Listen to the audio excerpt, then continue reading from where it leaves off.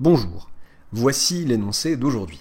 Existe-t-il une fonction f définie sur R à valeur dans R continue telle que f de Q est inclus dans R privé de Q et f de R privé de Q est inclus dans Q? Autrement dit, telle que l'image d'un rationnel par cette fonction est toujours un irrationnel et l'image d'un irrationnel par cette fonction est toujours un rationnel. Vous pouvez vous donner... Alors, avant tout, ce n'est pas un Où est l'arnaque, je le dis parce qu'il y a eu beaucoup de Où est l'arnaque ces derniers temps, j'ai excessivement recours à cette playlist parce que ça marche mieux, parce que quand on vous annonce qu'on veut vous douiller, bah apparemment vous cliquez plus, voilà. Pourquoi encensez-vous les gens qui veulent vous arnaquer, ça je ne sais pas. Mais en tout cas, voilà, en tout cas ça c'est pas un Où est l'arnaque, c'est... je vais donner la bonne correction directement, il n'y a pas... Enfin, sauf à mon insu, arnaqueur à son insu. Alors, je vais commencer par une petite indication qui simplifie pas mal les choses. C'est une idée qui permet d'aller vite, quoi. Vous pouvez peut-être vous donner une bonne demi-heure de réflexion et de recherche avant de regarder l'indication, peut-être, si vous voulez vous amuser un peu, vous casser les dents. Et une fois que je vais donner l'indication, vous pourrez vous donner, un quart d'heure de réflexion et de recherche avant de regarder la correction. Après, c'est vous qui voyez.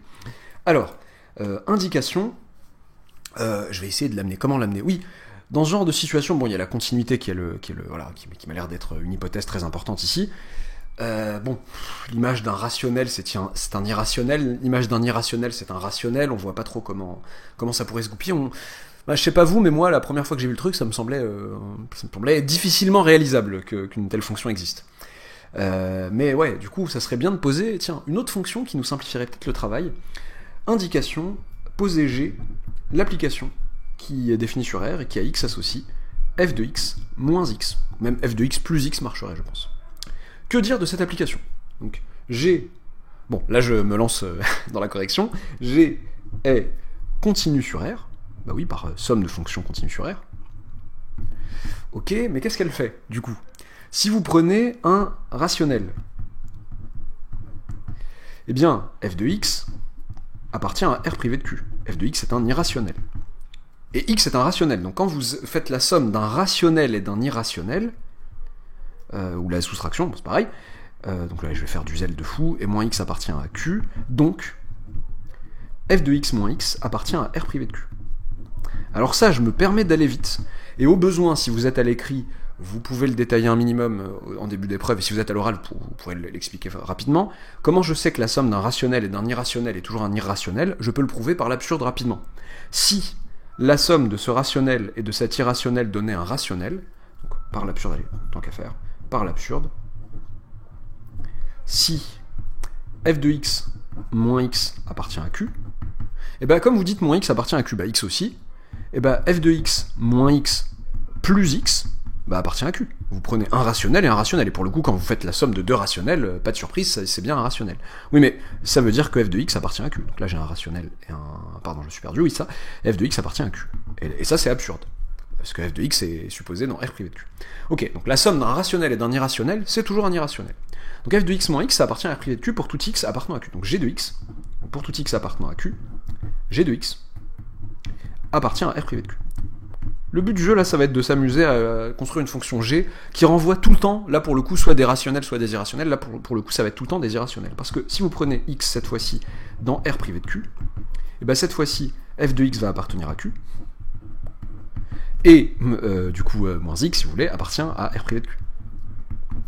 Donc, pareil, par somme d'un rationnel et d'un irrationnel, vous allez avoir f de x moins x qui appartient à R privé de Q, et donc g de x qui appartient à R privé de Q.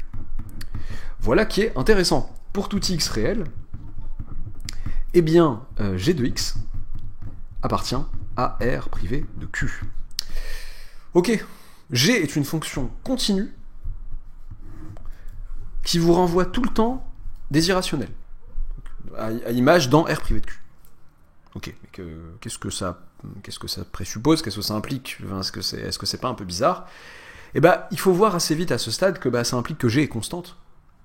Parce qu'en fait, si jamais elle vous renvoie... elle ne fait que renvoyer des irrationnels. Mettons que elle est... on va pouvoir le détailler. Si elle a deux images irrationnelles distinctes, et si par continuité, le TVI m'assure du fait que tout le segment entre ces deux images-là va être atteint par G. Or, dans ce segment, il va y avoir des rationnels. Et c'est mort. G ne me renvoie que vers les irrationnels. Si G n'est pas constante, par l'absurde encore, si G n'est pas constante, il existe alpha 1, alpha 2 appartenant à R privé de Q, avec alpha 1 inférieur à alpha 2,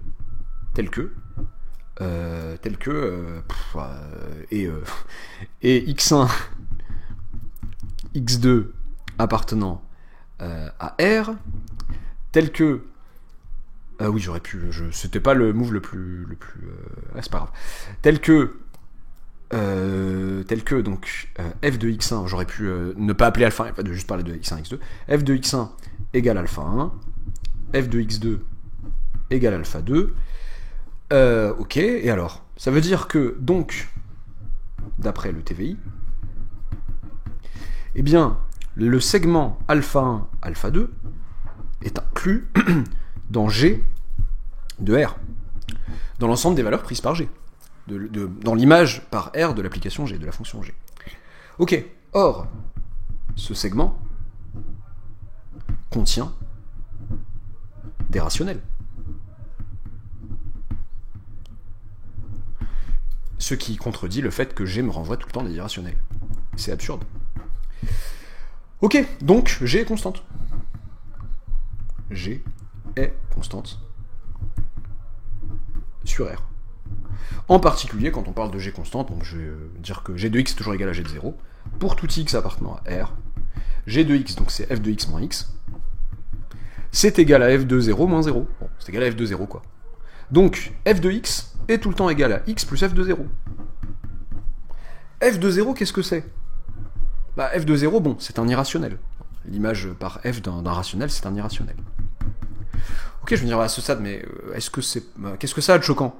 Est-ce que ce serait pas des applications qui s'écriraient, qui à x renverraient x plus un irrationnel ? Non, en fait, parce que, ok, là, le deal est respecté pour les rationnels. Si vous me prenez x rationnel, bah vous lui ajoutez un irrationnel, ça vous renvoie un irrationnel, ça c'est cool. Mais pour les irrationnels, ça va pas marcher pour tout le monde. Prenez... j'allais dire, prenez moins f de 0, ça serait idiot, parce que là ça marcherait. X égale moins f de 0, bon, ça renverrait 0 qui est rationnel. Prenez 2 f de 0, ou... Enfin, quelque chose... un x tel que ça me donne un irrationnel, voilà, pour casser la chose. Un x irrationnel dont l'image serait irrationnelle. Donc, f de 0, par exemple. J'aurais pu appeler f de 0 alpha, quoi. F de 0, ça fait f de 0 plus f de 0. Ça fait 2f de 0. Qui est un irrationnel. Alors, pourquoi c'est un irrationnel ?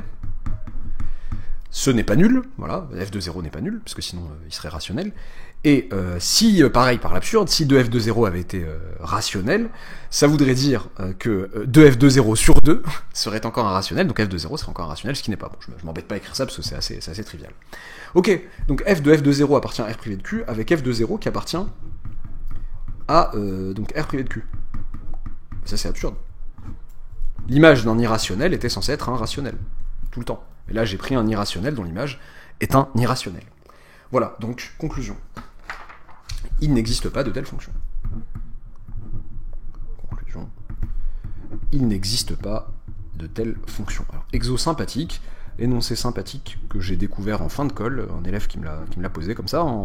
C'était plutôt une colle sur la continuité, c'était sur son TD de continuité, et il m'a sorti quoi ? Il m'a sorti... Qu'est-ce que tu m'as sorti avec ton théorème de Hein, là ? Non, j'abuse. C'est qu'on a parlé du théorème de Hein juste avant, et que, du coup, toute fonction continue sur un segment est uniformément continue sur un segment.